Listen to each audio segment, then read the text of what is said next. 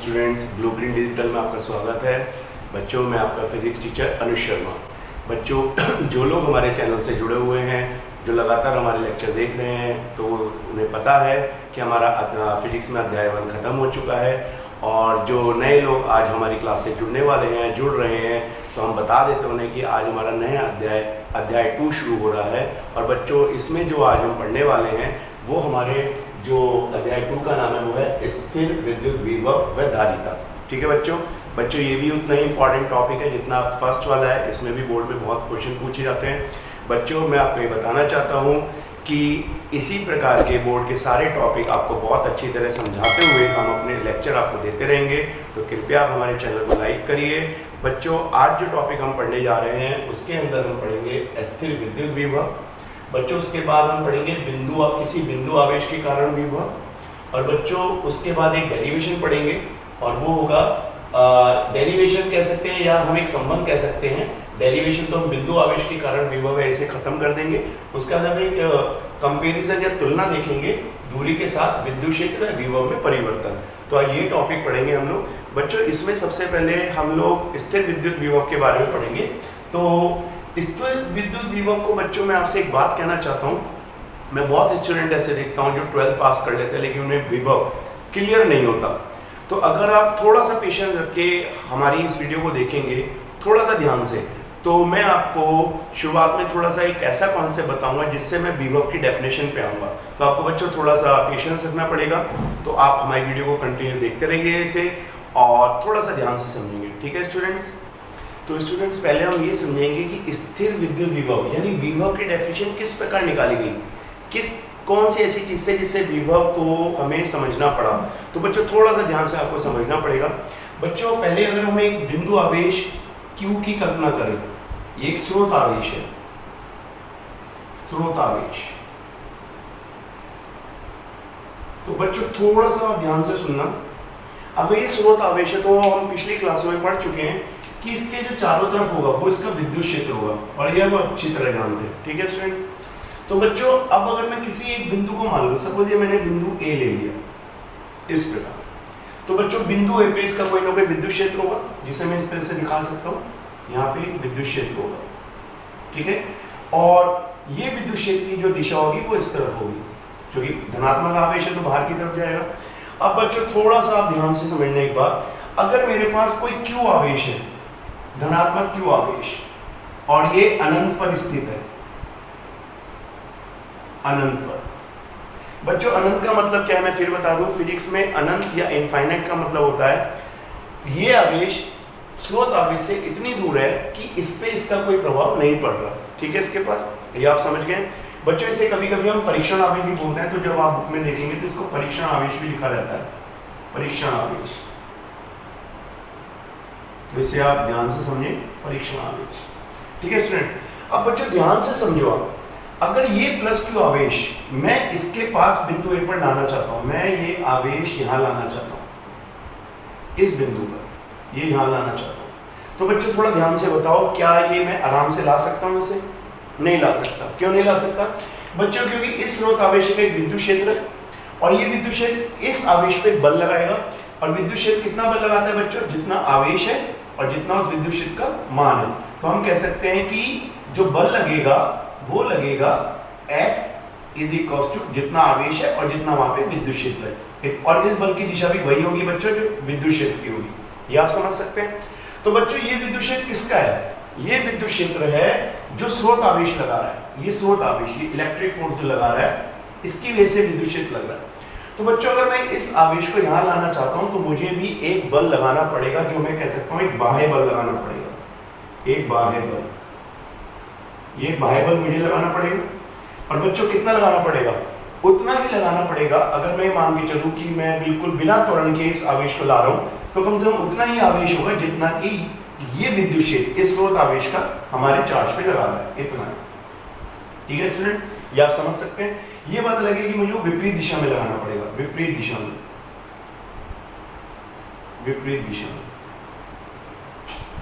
ठीक है स्टूडेंट? अब बच्चों थोड़ा सा ध्यान से समझो, जब मैं इस बल को, बाह्य बल को इस बल के विरुद्ध लगाऊंगा और इस आवेश को लेके आऊंगा, तो मुझे एक बल करना एक कार्य करना पड़ेगा। वो कार्य क्या होगा बच्चों? उस कार्य का नाम मैं रख सकता हूँ W इंफिनिटी, जहां से मैं लेके आया हूँ और जिस बिंदु पे मैं गया हूँ। ठीक है, तो बच्चों मुझे एक वर्क करना पड़ा और आप जानते हैं कि वर्क जो होता है, कार्य होता है, वो क्या होता है? ऊर्जा होती है। तो बच्चों यही जो वर्क होता है, ये जो वर्क मैंने किया, ये वर्क उस चार्ज को एक एनर्जी के रूप में मिलता है और यही उसकी पोटेंशियल एनर्जी कहलाती है, यानी स्थितिज ऊर्जा। स्थितिज ऊर्जा, स्थितिज ऊर्जा। तो आप समझ सकते हैं, जब मैं इस चार्ज को यहां पे लेके आऊंगा तो जो भी मैंने वर्क किया है वो इस चार्ज को, इस आवेश को ऊर्जा के रूप में मिलेगा और वो उसकी कौन सी ऊर्जा होगी बच्चों? स्थितिज ऊर्जा। इतनी बात आपको समझ में आनी चाहिए। बच्चों हम विभव की तरफ ही जा रहे हैं, लेकिन विभव को समझाने के लिए मैं बता रहा हूं कि विभव कहां से आया। बच्चों अगर मैं इस चार्ज को यहां पे लाके पकड़ूं तो ये स्थिर ऊर्जा के रूप में रहेगा और छोड़ूं तो ये गतिज ऊर्जा में तब्दील हो जाएगा। ठीक है बच्चों, और वापिस ये चार्ज कहां चला जाएगा? अनंत में। तो इसका मतलब स्थिर ऊर्जा और गतिज ऊर्जा दोनों का योग कितना होगा वहां पे? या मैं कह सकता हूँ स्थिर ऊर्जा गतिज ऊर्जा में कन्वर्ट हो जाएगी और वहां पे जाके उसकी ऊर्जा फिर से 0 हो जाएगी। ठीक है बच्चों, तो बच्चों पहली बात तो ये मैं आपको बताना चाहता हूँ, ये जो ऊर्जा हमें मिली, यानी ये जो एनर्जी मिली, यहाँ पे थोड़ा ध्यान से देखें, ये एनर्जी किस पे डिपेंड कर रही है बच्चों? वर्क पे, जो मैंने किया। इसे मैं कह सकता हूँ एक्सटर्नल वर्क या बाह्य वर्क। ठीक है बच्चों, अब ये आप बताओ ये वर्क किसके इक्वल होगा? जो मैंने फोर्स लगाया, बाह्य बल, ये मैंने बाह्य बल लगाया, और जितना भी मैंने बच्चों डिस्प्लेसमेंट कवर किया, यानी मैं कह सकता हूं दूरी या विस्थापन। बच्चों अभी मैं एंगल वगैरह पे नहीं आ रहा हूं, आप सोचेंगे एंगल क्यों नहीं लिया, अभी उसकी बात नहीं कर रहे हम अभी मेन ऊर्जा पे बात कर रहे हैं। तो बच्चों ये बल कितना लगाया था मैंने? Q इंटू E, और जो भी मेरा विस्थापन रहा होगा, सपोज यहां से अंदर जो भी मेरा विस्थापन रहा है उसे मैं S मान लेता हूं थोड़ी देर के लिए। बच्चों थोड़ी देर गौर से देखो, अगर मैं दिए हुए बिंदु पे ही आना चाहता हूं, ये बिंदु पे मुझे आना है, बिंदु सेम है, इसकी लोकेशन यहां से अगर मैं मानूं ये r दूरी पे है, यहाँ पे r दूरी पे। ठीक है स्टूडेंट, और मेरा जो विस्थापन है वो नियत है, मुझे इतना विस्थापन कवर करना ही करना है। इस बिंदु पर जो विद्युत क्षेत्र है वो भी इस r पे डिपेंड करेगा और वो भी यहाँ पे इस दिए हुए बिंदु के लिए बच्चों सेम है, दिए हुए बिंदु के लिए मैं बात कर रहा हूँ। तो बच्चों ये बल किस पे डिपेंड करा? अब ये जो वर्क हमने किया, ये कार्य किस पे डिपेंड किया? बच्चों ये जो कार्य डिपेंड किया, ये उस आवेश पे डिपेंड करेगा जो मैं लेके आया हूं, इस आवेश पे। तो इसका मतलब एक बात समझ में आती है बच्चों, ध्यान से समझना, अगर बिंदु यही रहे, बिंदु आवेश, जो बिंदु आवेश है, स्रोत आवेश, वो भी यही रहे, और इस बिंदु पे बिंदु जो विद्युत क्षेत्र का मान यही रहे, कुछ भी ना बदले, और मैं यहाँ पे चार्ज का मान बदल दूं, यहाँ पे मैं कोई और चार्ज ले लेता हूँ अगर, तो बच्चों अगर मैं कोई और चार्ज यहाँ पे लेके आता, सपोज अब मैं कोई और चार्ज मान लेता और मैं मान लेता हूँ यहाँ पे मुझे दूसरा चार्ज लेके आना है जिसका नाम है प्लस का Q1 रख देता हूँ, इस बात को समझना। तो इस Q1 को इसी सेम बिंदु पर लाने पे मुझे जो वर्क करना पड़ेगा वो चेंज हो जाएगा, चेंज हो जाएगा। इसका मतलब बच्चों जो स्थिर ऊर्जा है वो बाकी सब, अगर E हमारे पास स्रोत आवेश का मान और दूरी सब सेम रहे, तब भी हमारे पास एनर्जी बदल जाती है अगर हमारा जो परीक्षण आवेश है, जिस आवेश को हम लेके आ रहे हैं, वो बदल जाए। तो इसका मतलब बच्चों एक बात है कि हमें एक ऐसा फॉर्मूला चाहिए था जो यहाँ पे किए गए वर्क के, जो वर्क हमें बताए वो सब आवेश के लिए सेम हो, यानी वो सिर्फ बिंदु से रिलेटेड हो कि इस बिंदु पर जो है वो वर्क सेम आना चाहिए। जबकि आप देख रहे हैं कि इसी बिंदु पर लाया गया वर्क अलग अलग हो सकता है अगर परीक्षण आवेश अलग अलग हो। तो बच्चों वो जो वर्क हमने निकाला, ये जो हमने बाह्य वर्क निकाला है बच्चों, अगर हम इसे लाए गए परीक्षण आवेश से डिवाइड कर दें, यानी इसको भाग कर दें, तो बच्चों ये जो आएगा ये प्रति एकांक आवेश को लाने में किया गया वर्क होगा और ये उस बिंदु से संबंधित होगा जो बिंदु आवेश से r दूरी पर, यानी ये दूरी से संबंधित, आप समझ सकते हैं। इसी को बच्चों विभव बोला गया था, इसी को बोला गया था विभव। ठीक है स्टूडेंट, और इस बिंदु पर अब हमें आवेश से कोई मतलब नहीं है, कोई सा भी आवेश लेके आए, लेकिन प्रति एकांक आवेश पे जो हम वर्क करेंगे लाने में किसी विद्युत क्षेत्र के विरुद्ध जो बिंदुस्रोत आवेश होगा, तो बच्चों उसको हम बोलेंगे उस बिंदु पर विद्युत विभव। बच्चों ध्यान से समझना, ये विभव किसका होगा? ये इस बिंदु के लिए होगा जिसकी दूरी r है इस स्रोत आवेश से। तो ये बिंदु पे यानी उसकी स्थिति पे डिपेंड कर रहा है। ठीक है बच्चों, अभी आप इतना समझो तो हमें पता चला। इसकी अगर हम डेफिनेशन अभी परिभाषित करेंगे, लेकिन अभी हम थोड़ा समझ लेते हैं प्रति एकांक आवेश को। बच्चों अब आवेश कितना भी लेके आते रहो, अब प्रति एकांक आवेश को अनंत से किसी विद्युत क्षेत्र के अंदर किसी बिंदु पर लाने में जो किया गया वर्क होगा वो विद्युत विभव कहलाएगा। और बच्चों वो उस बिंदु से रिलेटेड होगा। ठीक है स्टूडेंट्स, अब हम जो हमने विभव को समझा है उसको परिभाषित करेंगे और उसका फॉर्मूला देखेंगे दोबारा से। तो बच्चों प्रति एकांक धनात्मक आवेश को अनंत से, बच्चों क्योंकि इसको आपको ध्यान रखना है, अनंत से किसी विद्युत क्षेत्र में किसी बिंदु तक लाने में किया गया कार्य उस बिंदु पर, बच्चों ये भी आपको ध्यान रखना है, विद्युत विभव किसी बिंदु के लिए यानी किसी स्थिति किसी लोकेशन के लिए होता है जो एक स्रोत आवेश से एक निर्धारित दूरी पर होता है, तो उस बिंदु पर स्थिर विद्युत विभव कहलाता है। ठीक है बच्चों, तो बच्चों हम कह सकते हैं जो वर्क होगा यानी जो कार्य होगा, अगर हम अनंत से किसी बिंदु पर लेके आ रहे हैं तो हम उसको किससे शो करेंगे बच्चों, W इन्फिनिटी है, ये शो करने का तरीका है। और उस बिंदु पर यदि हम विद्युत विभव का मान VA से मान लें तो बच्चों प्रति एकांक आवेश को लाने में जो वर्क करना पड़ेगा, जो कार्य करना पड़ेगा, वो उस बिंदु पर स्थिर विद्युत विभव कहलाएगा। बच्चों इसका जो मात्रक है वो जूल, ये आप समझ सकते हैं, जूल पर कूलम। ठीक है स्टूडेंट्स, ये आपको समझ में आना चाहिए, जूल पर कूलम। तो स्थिर विद्युत विभव आपको क्लियर हो जाएगा इस प्रकार से। अब बच्चों मैं आपको इसमें एक दो चीजें और बताऊंगा और उसके बाद हम जो हम सेकंड डेरिवेशन पढ़ेंगे वो पढ़ेंगे किसी बिंदु आवेश के कारण विद्युत विभव, जिसमें हम एक फॉर्मूला ड्राइव करेंगे जो उस बिंदु से स्रोत आवेश की दूरी पर डिपेंड करेगा। तो स्टूडेंट्स अब हम किसी स्रोत आवेश यानी बिंदु आवेश का विभव निकालेंगे किसी दिए हुए बिंदु पर। बच्चों ये जो हम डेरिवेशन करने वाले हैं, इस डेरिवेशन को हम इसलिए करेंगे क्योंकि हम जो फॉर्मूला निकालेंगे उस मामले में हमें पता चलेगा कि विभव स्रोत आवेश पे किस प्रकार निर्भर करता है और उस बिंदु की स्रोत आवेश से दूरी पर किस प्रकार निर्भर करता है। बच्चों इसमें हम थोड़ा मैथमेटिक्स पे लगाएंगे तो थोड़ा ध्यान से समझना है इसमें। तो बच्चों हमें एक प्लस क्यू हमारे पास परीक्षण आवेश है जिसे हमें बिंदु ए पर लेके आना है। ठीक है स्टूडेंट, और इस बिंदु ए पर हमें विभव निकालना है VA। हमने उसका नाम क्या रख दिया बच्चों, VA। तो बच्चों हम थोड़ा सा इसमें अपना मैथ्स लगाएंगे। सबसे पहले तो हम ये देखेंगे अगर हमें विद्युत विभव निकालना है तो विद्युत विभव का जो परिभाषा के अनुसार जो फॉर्मूला था वो क्या था, वो था किया गया वर्क जो अनंत से किसी बिंदु तक लाने में और जो आवेश हम लेके आएंगे। ठीक है स्टूडेंट, इस प्रकार तो आप देख सकते हैं। तो बच्चों आप देखो कि हमें क्या निकालना है इसमें, हमें परीक्षण आवेश, हमें ऐसा फॉर्मूला निकालना है जिसमें परीक्षण आवेश ना है, आवेश किसी को भी लाएं, हमारा फॉर्मूला स्रोत आवेश और दूरी के ऊपर होना चाहिए। तो हम बच्चों इसमें वर्क डन निकालेंगे। बच्चों इस वर्क डन को निकालने में हम थोड़ा मैथमेटिक्स यूज करेंगे। किस प्रकार, मैं मानता हूं कि मुझे अनंत से बिंदु ए पर आना है, तो बच्चों यहाँ पे मैंने मान लिया कि किसी दूरी पर एक छोटा सा मैंने विस्थापन ले लिया। इस प्रकार ये मैंने छोटा सा विस्थापन ले लिया बच्चों, और इसको मैंने यहां से यहां तक x मान dx मान लिया। ये आप समझ सकते हैं। इस बिंदु का नाम मैंने P से Q लिख दिया, P और Q। ये आपको दिखाई दे रहा होगा इस प्रकार से, ये P और Q। ठीक है स्टूडेंट, अब बच्चों मैं मान के चलता हूं कि किसी टाइम जब किसी समय मैं इस परीक्षण आवेश को A तक ला रहा था, उस बीच में मैं किसी बिंदु P पर था और मैंने एक स्मॉल डिस्प्लेसमेंट, एक स्मॉल विस्थापन कवर किया P से Q। बच्चों जब मेरा परीक्षण आवेश P पे था तो वहां से स्रोत आवेश से मैंने उसकी जो दूरी मान ली वो x मान ली। बच्चों x यहाँ पे मैं वेरिएबल की तरह यूज करूंगा, यानी मैं सिर्फ इसको एक मानूंगा कि ये एक ऐसी वैल्यू है जिसमें हम अपने मान रख सकते हैं।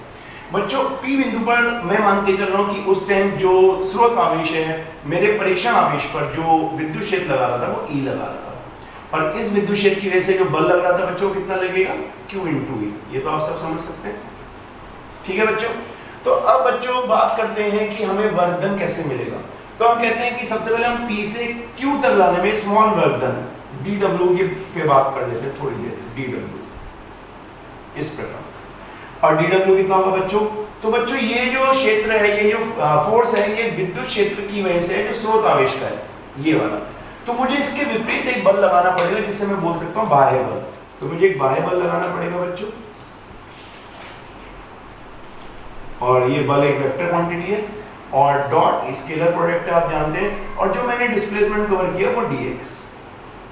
ये आपको बात समझ में आती है बच्चों। अब अगर मैं इसका डॉट प्रोडक्ट खोल दूं तो किस प्रकार आएगा, ये f इसका मैग्नीट्यूड dx आएगा, और बच्चों जानते हैं cos थीटा आएगा। बच्चों यहाँ पे मैं आपको एक बात बताना चाहता हूँ, आप थोड़ा सा ध्यान से देखें कि ये जो मेरा लगाया हुआ बल होगा बाह्य बल, ये इस विद्युत क्षेत्र के विपरीत होगा, क्योंकि मैं इसे इस तरफ से लेके आ रहा हूँ। ठीक है बच्चों, तो ये इसके विपरीत होना चाहिए। तो अगर ये धनात्मक है विद्युत क्षेत्र का बल तो मेरा ऋणात्मक होना चाहिए। तो बच्चों मैं डायरेक्ट ऋणात्मक लिख भी सकता हूँ और ये ऋणात्मक मैथमेटिकली मैं आपको ला के दिखता हूँ कैसे होगा। बच्चों मैं मान करता हूँ कि जितना विद्युत क्षेत्र बल लगा रहा उतना मैं लगाऊंगा तो कितना होगा बच्चों, Q इंटू ई होगा, ये तो आप जानते हैं। और बच्चों अगर मैं इस पे बात करूं, आप देखें अगर QE और ये मेरे पास dx आ गया और ये cos थीटा आ गया, तो cos थीटा में मुझे थीटा कितना लेना चाहिए बच्चों, आप ध्यान रखो। चलो अभी हम थीटा ही रख देते हैं, हम एंगल की वैल्यू नहीं रखते। बच्चों यहाँ पे थोड़ी बात ध्यान देते हैं, Q तो स्केलर क्वांटिटी बाहर आ जाएगा, E आ जाएगा, dx आ जाएगा। अब बच्चों ध्यान से देखो, विद्युत क्षेत्र इसकी दिशा है धनात्मक आवेश से बाहर की तरफ, और बच्चों dx डिस्प्लेसमेंट जो मैं आवेश को लेके जा रहा हूँ वो इस तरफ ले जा रहा हूँ विपरीत दिशा में। तो बच्चों कितना एंगल हुआ ये, तो आप देख सकते हैं ये जो एंगल होगा बच्चों 180 डिग्री का होगा विपरीत दिशा में। ये आप समझ सकते हो, अगर विद्युत क्षेत्र ऐसे जा रहा है और मेरा परीक्षण आवेश को मैं इस प्रकार लेके आ रहा हूँ तो ये एक दूसरे के विपरीत दिशा में, तो जो कोण बन रहा है बीच का बच्चों वो cos 180 बन रहा है। और बच्चों cos 180 जो होता है वो आप सब लोग जानते हैं वो होता है -1। तो बच्चों cos 180 की अगर हम वैल्यू रखते हैं तो हमें क्या मिला, हमें मिलेगा dw बराबर माइनस का QE और dx। ये आप समझ सकते हैं, ये इक्वेशन को हम थर्ड मान लेते हैं। अब बच्चों थोड़ी देर के लिए देखें अगर हम कि E कितना लेना है बच्चों, तो इस टाइम हम बच्चों P बिंदु पे बात कर रहे हैं क्योंकि हमने अपना पूरा डेरिवेशन को इस P के Q के लिए ही रखा है। इसका हम इसको सॉल्व कर लेंगे, वो आपको सॉल्व करने का तरीका बताऊंगा, उसे हम इंटीग्रल यानी समाकलन से करेंगे, वो 11th में भी आपने करा होगा। तो बच्चों E की वैल्यू क्या होगी, तो मैं कह सकता हूँ Q, और बच्चों E की वैल्यू होती है 1/4 पाई एप्सिलॉन नॉट स्रोत आवेश अपॉन दूरी का स्क्वायर, ये आप जानते हैं अच्छी तरह। तो बच्चों अगर Q और यहाँ पे अगर मैं E is equals to 1/4 pi epsilon not Q, बच्चों R की जगह क्या लेना है, इस टाइम मैं बिंदु P के लिए बात कर रहा हूँ, फिर ध्यान रखना तो बिंदु P की स्रोत आवेश से दूरी बच्चों मैंने x मानी है तो यहाँ पे मैं x स्क्वायर लूंगा, ये ध्यान रखना बच्चों। अभी मैं बिंदु P के लिए बात कर रहा हूँ, ठीक है स्टूडेंट। तो ये मेरे पास आ जाएगा Q 4 pi epsilon not 1/x square into dx, ठीक है स्टूडेंट्स। तो स्टूडेंट्स मैं यहाँ पे आपको बताना चाहता हूँ ये माइनस क्यों आया बच्चों, ये माइनस इस वजह से आया है जो मेरा द्वारा बाह्य बल लगाया गया है वो विद्युत क्षेत्र के बल के विपरीत दिशा में, ठीक है स्टूडेंट। अभी हम कार्य के बारे में कोई बात नहीं करते बच्चों, ये कार्य कहाँ तक के लिए आया है, ये कार्य आया सिर्फ P से Q तक के लिए, ये हमारा सिर्फ एक मैथमेटिक्स तरीका था निकालने का।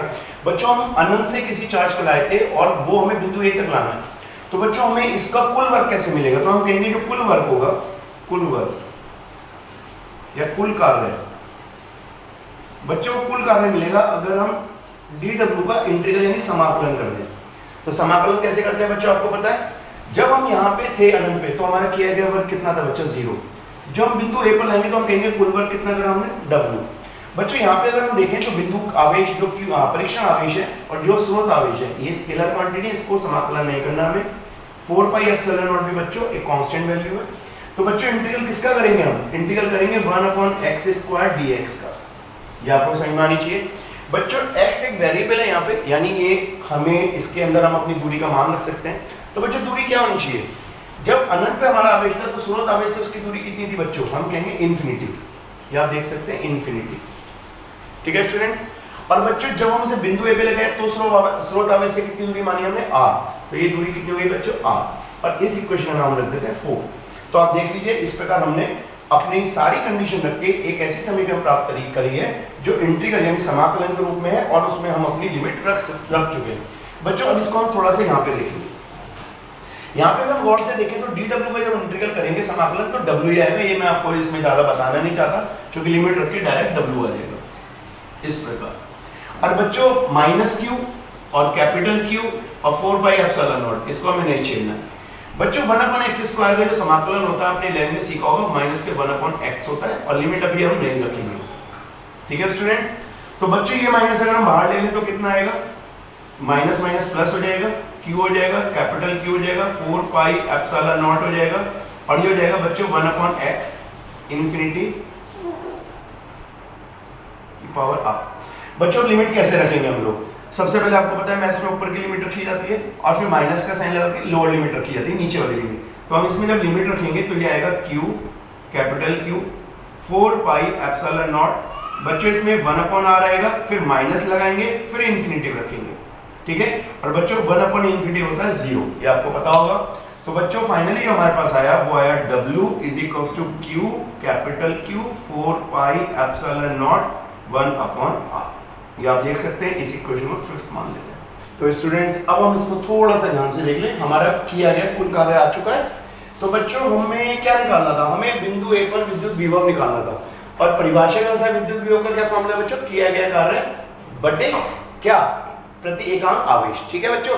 तो अब अगर हम इस इक्वेशन यानी हमारे पास जो समीकरण है, समीकरण 1 व ये जो हमारे पास समीकरण बच्चों ये वाली जो है ये पांचवी समीकरण जिसे हम कह सकते हैं पांचवी फिफ्थ समीकरण, इसको हम फिफ्थ समीकरण कह सकते हैं। ठीक है स्टूडेंट। तो समीकरण 1 व 5 से हम क्या कर सकते हैं, देखो जरा, हम विद्युत विभव जो किया गया कार्य है वो है हमारे पास 1/4 pi epsilon not capital Q बच्चे स्रोत आवेश है और ये हमारा परीक्षण आवेश है जिसे हम लेके आए थे। ठीक है। और ये दूरी R है, अपॉन में क्या है बच्चों, प्रति एकांक परीक्षण आवेश। तो बच्चों इससे कट जाएगा, ये तो आप अच्छी तरह जानते हैं। तो हमारे पास क्या आया बच्चों, हमारे पास आया VA बराबर 1/4 pi epsilon not Q upon R। बच्चों थोड़ा ध्यान से देखो इसे। अब ये जो किसी बिंदु पर बच्चों ये हमारा विभव एक दिए हुए बिंदु पर आया A पर, जिसकी स्रोत आवेश से एक डेफिनेट यानी निर्धारित दूरी है R। तो बच्चों ये विभव किस पे डिपेंड कर रहा है, स्रोत आवेश पर या फिर R पर, क्योंकि 1/4 पाई एक नियतांक है जो माध्यम पे डिपेंड करता है, यानी वायु अगर हमने वायु एयर ली हुई है तो 1/4 पाई एप्सिलॉन नॉट होगा। ठीक है स्टूडेंट। बच्चों अगर स्रोत आवेश हमें दिया हो यानी किसी दिए गए स्रोत आवेश के लिए तो विद्युत विभव कितना होगा, 1/R। तो बच्चों एक इंपॉर्टेंट रिलेशन में पता चलती है कि किसी दिए गए स्रोत आवेश का किसी बिंदु पर जो विभव होता है वो उसकी बिंदु की स्रोत आवेश से दूरी के व्युत्क्रमानुपाती होता है।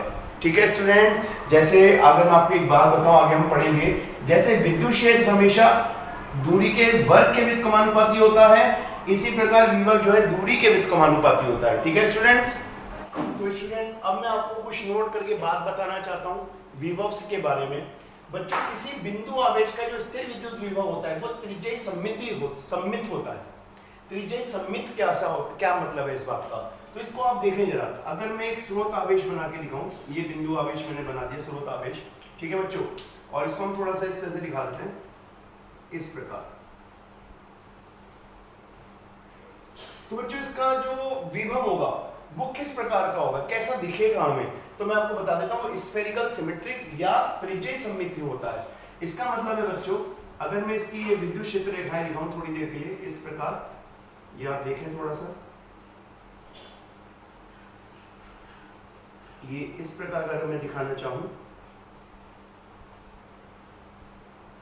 तो बच्चों अगर मैं दिए हुए दूरी के लिए बात करूं, चाहे मैं किसी भी डायरेक्शन में बात करूं, तो वो इस प्रकार होगा।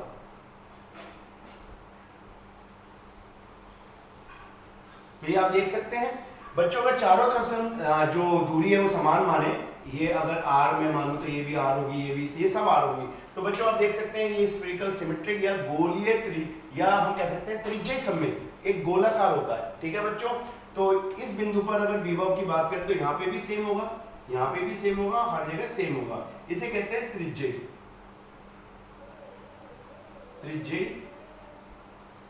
सममित, सिमेट्रिकल। ठीक है स्टूडेंट। तो ये आप समझ सकते हैं, ये कई बार ड्रॉ करने के लिए आता है। बच्चों ये क्या चीज है जो मैंने आपको दिखाई है, बच्चों ये है विद्युत क्षेत्र। इस प्रकार ये विद्युत क्षेत्र रेखा है, तो ये मैंने आपको दिखा दिया इस प्रकार। तो ये कई बार ड्रॉ करने के लिए 1 या 2 नंबर में आ जाता है।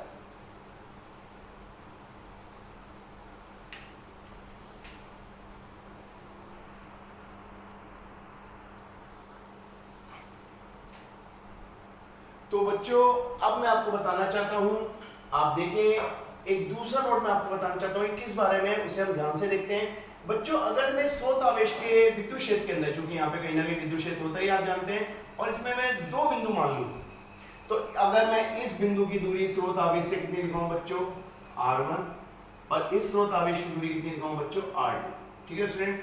तो मैं आपसे जानना चाहता हूं कि अगर मैं यहां से किसी परीक्षण आवेश, धनात्मक परीक्षण आवेश को बिंदु A पे लेके आऊं या मैं बिंदु B पे लेके आऊं, तो बच्चों मुझे किया गया कार्य कहां पे ज्यादा करना पड़ेगा।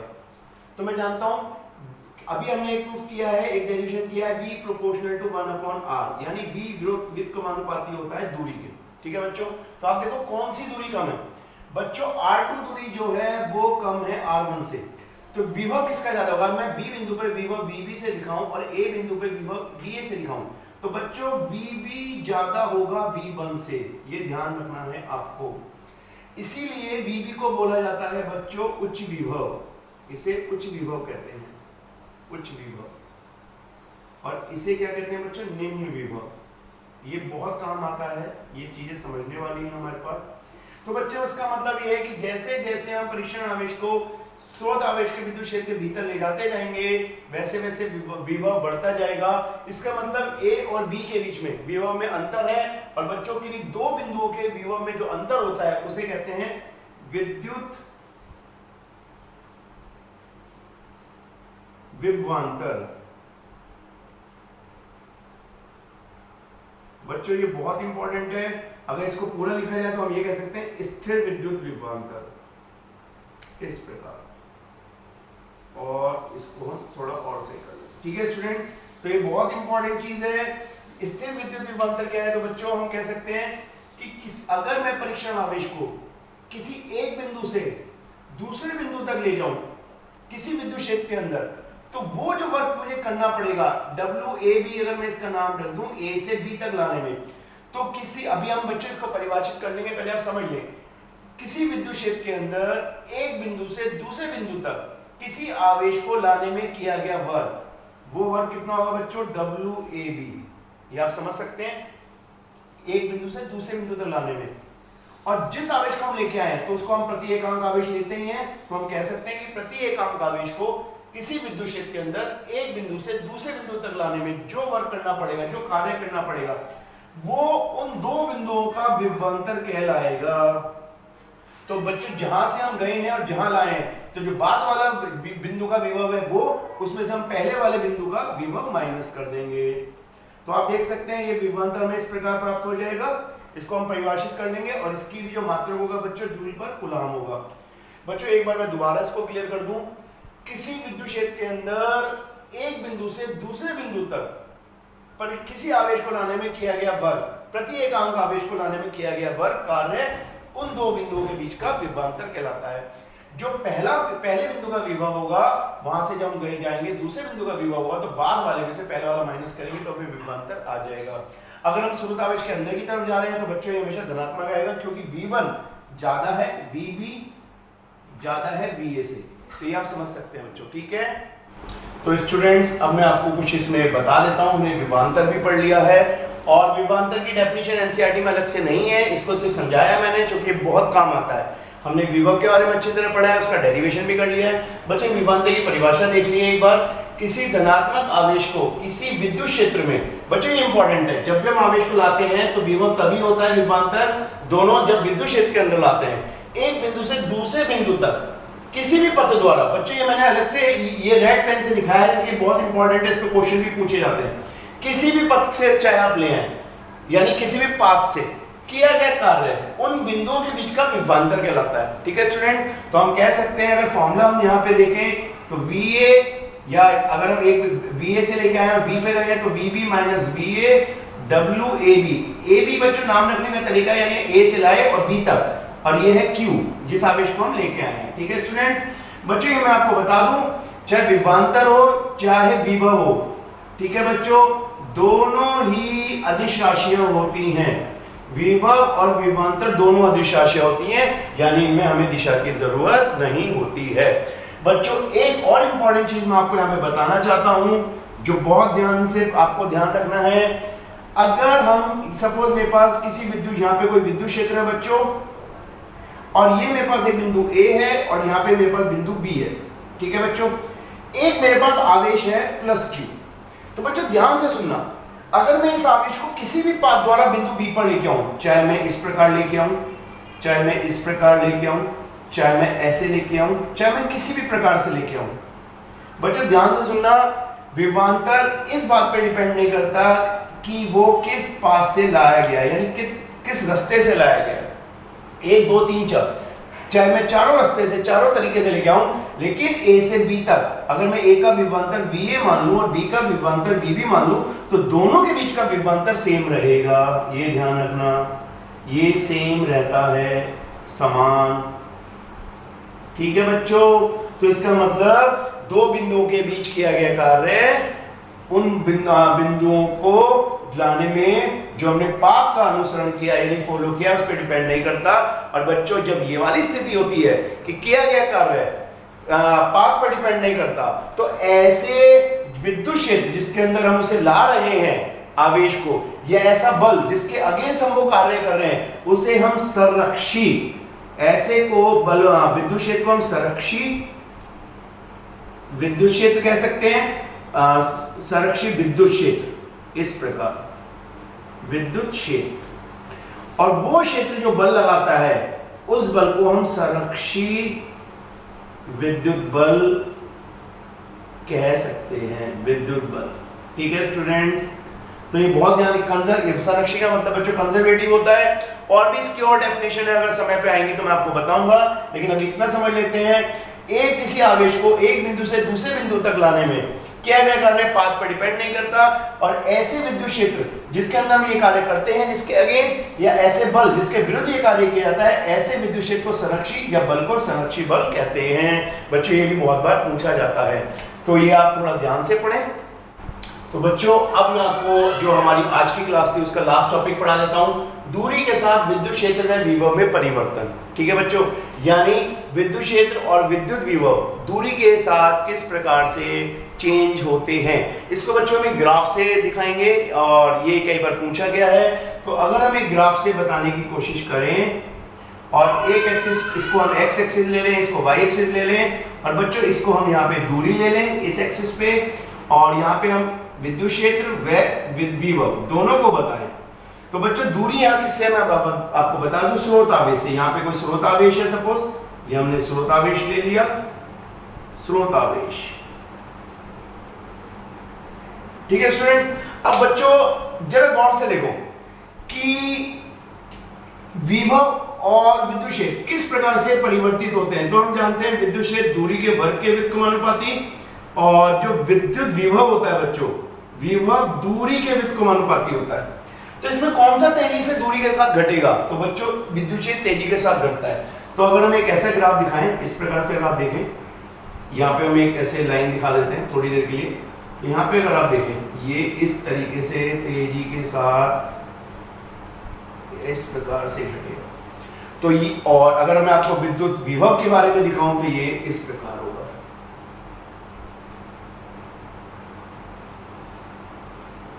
तो बच्चों आप देख सकते हैं कौन सा विद्युत क्षेत्र का जो हमें परिवर्तन दिखा रहा है, कौन विभव का दिखा रहा है। तो बच्चों ये हमें ई के बारे में दिखा रहा है क्योंकि ये तेजी के साथ घट रहा है, और ये बच्चों में वी के बारे में दिखा रहा है क्योंकि ये धीरे धीरे घटता है। तो बच्चों ये हमने एक ही ग्राफ में दोनों का परिवर्तन देखा है। बच्चों मैं आपको बता दूं, जो भी लोग हमारी क्लास को, हमारे चैनल को सब्सक्राइब कर रहे हैं या हमारे चैनल को देखते हैं, उनका बहुत बहुत धन्यवाद करता हूं। और मैं आपसे आपको विश्वास दिलाता हूं कि आप हमारे चैनल के माध्यम से बहुत सारी बातें ऐसी सीखेंगे जो आपके लिए बहुत अच्छी होंगी, बोर्ड के लिए यूजफुल होंगी। तो प्लीज़ हमारे चैनल को सब्सक्राइब करते जाइए। इसके आगे का जो टॉपिक होगा वो हम नेक्स्ट क्लास में पढ़ेंगे। तब तक के लिए धन्यवाद।